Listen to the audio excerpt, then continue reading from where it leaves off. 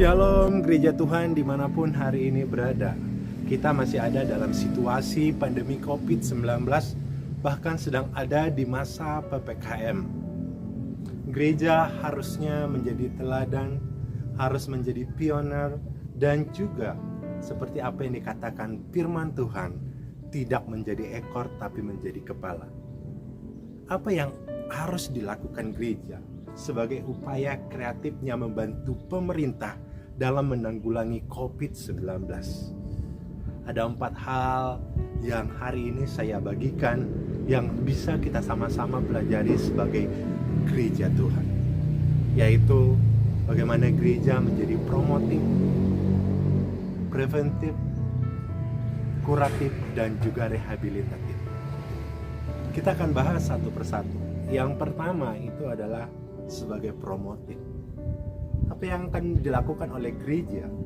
Yang pertama itu adalah memberikan info atau berita yang valid di grup WA atau di media sosial gereja masing-masing tentang COVID-19 ini.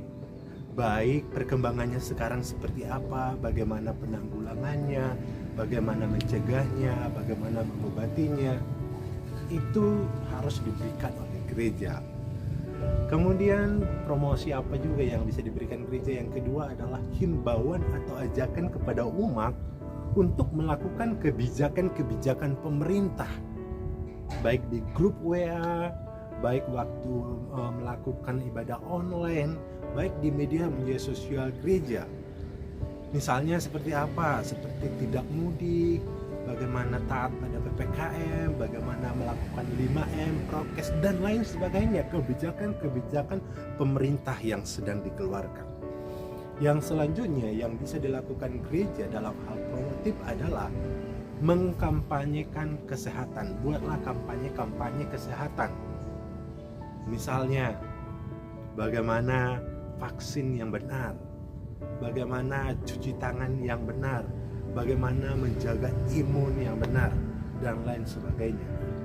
Mari kita kerjasama. Mungkin ada umat atau jemaat kita yang adalah tenaga kesehatan, itu bisa kita gunakan untuk melakukan kampanye kesehatan. Yang kedua itu adalah preventif, pencegahan.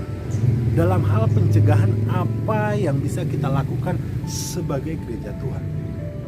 Yang pertama itu adalah mematuhi kebijakan pemerintah, yaitu tidak melakukan ibadah di gereja, tapi melakukan ibadah secara online. Jika sudah dikeluarkan surat edaran untuk tidak melakukan ibadah, mari kita taat untuk melakukan kebijakan-kebijakan pemerintah ini.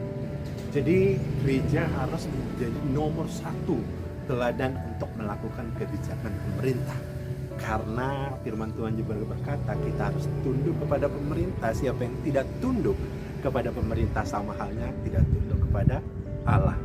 Yang kedua, dalam hal preventif pencegahan, kita bisa mengedukasi jemaat untuk bisa melakukan 5M. Masih ingat ya 5M? Bagaimana kita bisa memakai masker, menjaga jarak, mengurangi mobilitas. Itu kita mengedukasi jemaat. Bahkan bukan hanya itu, kita juga bisa menyalurkan bahkan ke alat-alat prokes, protokol kesehatan, misalnya masker, misalnya hand sanitizer. Apa yang bisa kita salurkan kepada jemaat kita? Siapa tahu ada jemaat kita juga yang tidak mampu untuk membeli prokes ini. Kemudian apa juga? Selanjutnya adalah mengedukasi bagaimana jemaat bisa mendapatkan bansos, bantuan sosial secara online. Ketika ada bantuan, jemaat tidak tahu, tidak dapat mengaksesnya, mari gereja menjadi guru buat mereka untuk mengedukasi mereka bagaimana untuk mendapatkan bansos ini. Kemudian edukasi bisnis kreatif kepada jemaat. Nah, sekarang kan jemaat disuruh di rumah. Bagaimana caranya menghasilkan uang ketika ada di rumah? Jadi mereka ekonominya tetap bisa terbantu walaupun mereka di rumah. Karena kalau mereka di rumah dan mereka tidak bisa melakukan apa-apa, maka sama halnya mereka juga tidak bisa hidup karena ekonomi mereka. Nah, kita bisa melakukan edukasi bisnis kreatif, misalnya bagaimana bisnis online, bagaimana menghasilkan uang secara online. Kemudian selanjutnya adalah edukasi bagaimana menggunakan medsos yang benar, sehingga mereka tidak terpengaruh dengan hoax, dengan informasi-informasi negatif tentang COVID-19 ini, tentang vaksin. Jadi perlu dilakukan edukasi-edukasi ini. Makanya gereja harus mempunyai berita faktanya, info validnya seperti apa. Makanya gereja harus punya itu. Gereja harus mencari data yang valid tentang itu. Yang selanjutnya adalah menyiapkan sarana online kreatif kegiatan-kegiatan gereja. Jadi jangan mereka merasa seperti ada yang kurang ketika masa pandemi COVID-19 ini. Sehingga gereja mencari ide-ide kreatif bagaimana melakukan kegiatan-kegiatan gereja sebelumnya secara online. Baik itu ibadah keluarga secara kreatif di online, baik itu gathering keluarga, gathering gereja, itu juga bisa dilakukan. Bagaimana mengadakan lomba, bagaimana mengadakan Natal, bagaimana mengadakan Paskah yang kreatif. Jangan hanya ibadah tok, doa tok, tapi gimana kita bisa meramunya, bagaimana kita bisa mempersiapkannya sekreatif mungkin. Ini yang bisa dilakukan gereja dalam hal preventif atau mencegah. Yang ketiga itu adalah kuratif. Apa yang bisa dilakukan oleh gereja dalam hal kuratif ini? Yang pertama itu adalah membentuk tim kecil di gereja masing-masing, tim untuk penanggulangan COVID-19 ini. Mungkin di gereja kita ada tenaga kesehatan atau apapun itu, misalnya bisa dijadikan menjadi tim kecil untuk penanggulangan COVID-19 di gereja masing-masing, di gereja lokal masing-masing. Nanti tim inilah yang akan bertugas mendata jemaat yang mana terkena COVID-19, apa yang akan dilakukan, dananya bagaimana. Tim ini akan bekerja. Kemudian yang kedua adalah membuat data jemaat. Nah, apakah gereja hari ini punya data jemaat? Berapa jemaat yang terpapar COVID-19, berapa jemaat yang kena PHK, berapa jemaat yang ekonominya mapan. Karena yang ekonominya mapan juga kita tahu supaya kita bisa punya sumber dana. Kemudian berapa jemaat yang sembuh dari COVID-19. Siapa tahu nanti butuh donor untuk terapi plasma konvalesen yang dibutuhkan bagi korban-korban COVID-19 gitu. Jadi data ini gereja harus punya supaya gereja tahu apa yang harus dilakukan. Kemudian buatlah lumbung COVID-19 di gereja masing-masing. Apa maksudnya lumbung COVID-19? Kita kembali kepada gereja mula-mula di zaman Kisah Para Rasul. Kalau kita baca Kisah Para Rasul pasal yang kedua itu bagaimana hidup jemaat mula-mula, bahwa mereka bersatu. Dikatakan semua jemaat itu bersatu. Apa yang menjadi kepunyaan bersama itu menjadi milik bersama. Bahkan katanya selalu ada yang menjual harta milik mereka lalu membagi-bagikannya kepada jemaat sesuai dengan kebutuhan mereka. Maka sudah saatnya kita kembali ke sana. Mari kita di jemaat yang mampu, yang mapan, kita tahu, kita kumpulkan dana di gereja dan kita berbagi bersama siapa yang membutuhkan. Jangan sampai terjadi zaman Ananias dan Safira, di mana saat itu Ananias dan Safira menjual tanahnya lalu menyembunyikannya karena merasa hamba Tuhan tidak tahu. Akhirnya apa yang terjadi? Mereka mati gitu. Jadi sekarang tidak saatnya egois seperti Ananias dan Safira, tapi yuk kita berbagi. Yang masih punya lumbung di rumah, yang masih punya harta di rumah, yuk berbagi. Makanya gereja harus menjadi inisiator yang menginisiasi ini. Bagaimana gereja bisa menyiapkan lumbung ini supaya bisa membagikan kepada jemaat-jemaat yang membutuhkan. Kemudian adalah buat juga grup khusus kepada korban-korban COVID. Kenapa perlu ada grup khusus ini? Karena mereka perlu saling menguatkan, karena yang mereka sama-sama mengalami. Jadi saling menguatkan, saling berbagi ilmu, apa yang mereka bisa lakukan ketika mereka mengalami COVID-19. Yang selanjutnya adalah memastikan makanan, vitamin, dan nutrisi bagi jemaat yang isoman, yang mungkin ada di rumah, yang mereka isolasi mandiri. ya kita sebagai gereja harus peduli. Apakah makanan mereka tersedia, apakah nutrisi mereka tersedia, vitamin mereka tersedia, obat-obat mereka tersedia. Nah, gereja juga harus memikirkan itu. Makanya tadi butuh data itu supaya tahu berapa jemaat yang sedang isoman.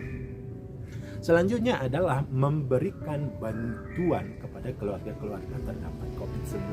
Itu gunanya tadi lumbung. Makanya salurkanlah bantuan-bantuan kepada COVID yang mungkin kena PHK, yang mungkin di rumah dan tidak bisa bekerja. Yuk, saatnya kita menunjukkan kasih yang nyata. Hendaklah kasih itu tidak pura-pura, kata Roma. Artinya kasih itu tidak sebatas di mulut, kasih itu tidak sebatas kata-kata, tapi kasih itu adalah tindakan nyata kita. Inilah tindakan kuratif yang bisa dilakukan oleh gereja. Yang selanjutnya, yang terakhir, yang keempat itu adalah rehabilitatif. Apa yang dilakukan gereja dalam rehabilitatif? Yang pertama itu adalah melakukan layanan konseling. Layanan konseling sekarang dibutuhkan pelayan-pelayan yang siap menjadi konselor.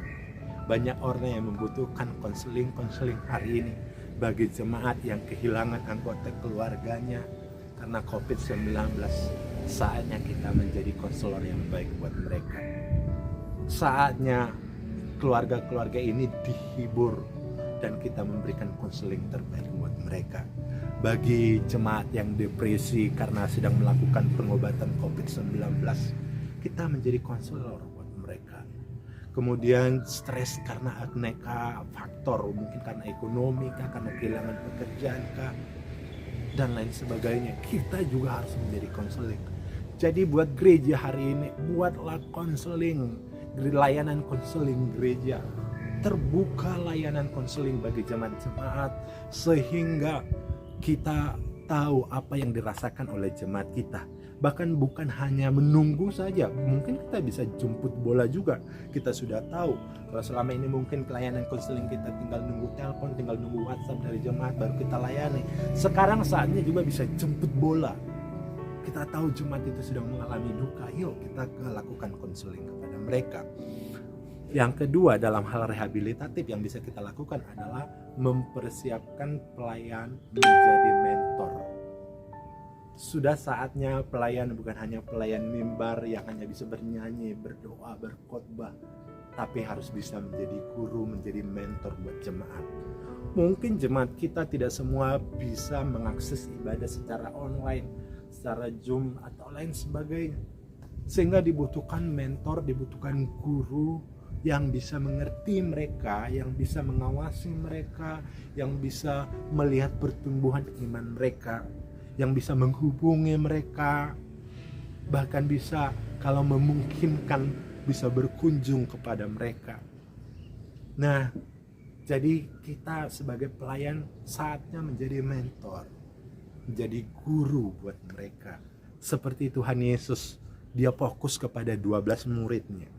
Kenapa Yesus tidak fokus kepada 5.000 yang diajari, yang sedang ada mendengarkan dia? Dia tidak fokus dengan itu, tapi dia fokus dengan 12 muridnya. Karena apa? Karena dia ingin mementor benar-benar 12 ini. Dia pengen pantau benar-benar 12 ini. Jadi pelayan sudah waktunya punya menti-menti. Kita menjadi mentor buat mereka. Kita persiapkan mereka seperti murid Tuhan Yesus. Bahkan kita lihat walaupun murid Tuhan Yesus ada 12, masih tetap ada Yudas Iskariotnya. Jadi kita sadari bahwa kita tidak mampu membimbing 5.000 jemaat kita. Kita tidak mampu membimbing 100 jemaat kita. Kita butuh pelayan-pelayan yang bisa menjadi mentor buat mereka. Jadi kita bertanggung jawab membuka kelompok-kelompok sel kecil yang akan kita awasi, yang akan kita sama-sama mendukung, saling membangun. Sehingga kita fokus kepada jemaat yang kita mentoring.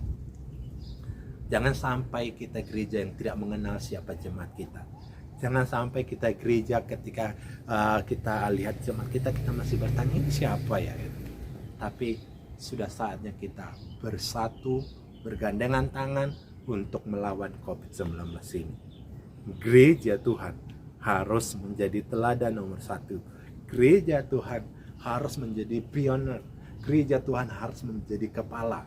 untuk membantu pemerintah menuntaskan COVID-19 ini. Bersama kita bisa. Kalau bukan kita, siapa lagi? Kalau bukan sekarang, kapan lagi? Mari kita bersatu. Shalom. Tuhan memberkati.